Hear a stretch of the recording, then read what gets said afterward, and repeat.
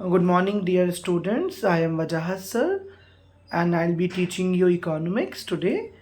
In the last class, we discussed about the state of industrial sector, state of primary sector during the eve of independence. So, in this chapter, we are evaluating the industrial growth and the condition of Indian economy during the colonial rule, means during the British rule. So, we discuss agriculture part. Today, we are going to discuss the secondary sector of an economy, that is the industrial sector. So in basic economics, we discuss about primary sector, about secondary sector and tertiary sector. Primary sector is, it is known as agriculture sector. Secondary sector is known as manufacturing or industrial sector. And tertiary sector is service sector. So in today's lecture, we will be discussing the state of industrial sector during colonial rule. So India could not develop a sound, a prolific industrial base under the colonial rule. The second point is even the country's famous handicraft industry or the traditional industry, it was declined by the deconstructive policies of the colonial government. And the third point, very, very important point, is lack of capital good industry. Now, what is capital good industry? Electric things, engineering goods, defense goods. These are known as capital good industry. So, capital good industry was not, very much prolific or very much developed during the British rule. The deindustrialization policy adopted by British served two purposes.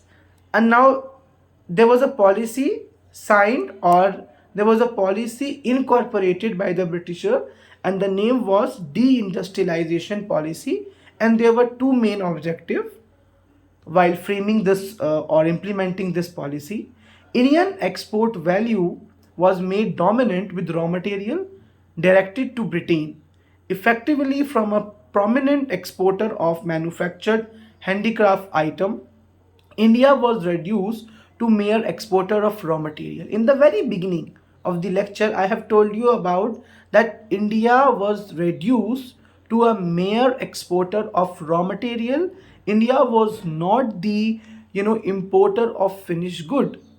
In, यानी कि India was the importer of finished good by the Britain, but India merely become the exporter of the raw material. That is why they have established the cotton industry in Bombay. That is why they have established jute factories in Bengal. And the second purpose, this ensured that there was a low level of local supply to meet Indian demand for the finished goods. The next topic is foreign trade. So now we are going to evaluate the condition of foreign trade. As a student of economics, as a student of commerce, you all know the importance of foreign trade. Foreign trade, export and import, these are the two dimensions. On the basis of this, we are able to evaluate the macro development or the macroeconomic aspects. So at the beginning of 19th century, the share of India in the world economy was around 20%, which was steadily increasing. By the time British left India, the share was reduced to around 4%. So right from 20%, it is declined to 4%. Henceforth, we can say that the colonial rule or the British rule paralyzed the foreign trade also by large proportion.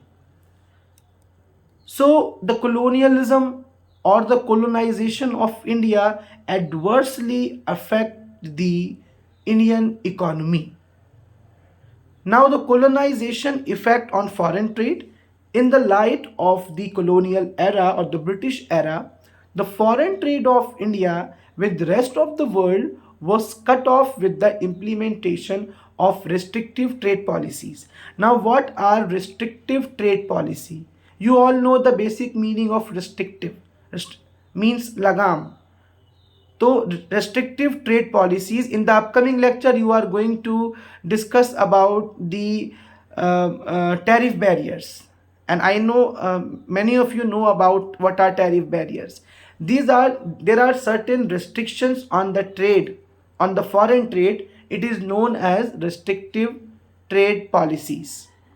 Okay, so in the light of British era, the foreign trade of India with rest of the world was cut off with the implementation of restrictive trade policies, because they have only allowed India to do a trade to export the raw material to the British economy only, and to the Britain only. So it was a restrictive trade policy that you can only trade with Britain.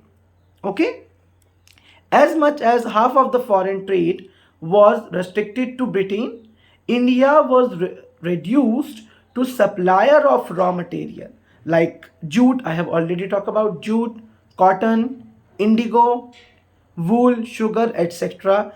And India was the importer of finished goods like silk and woolen clothes.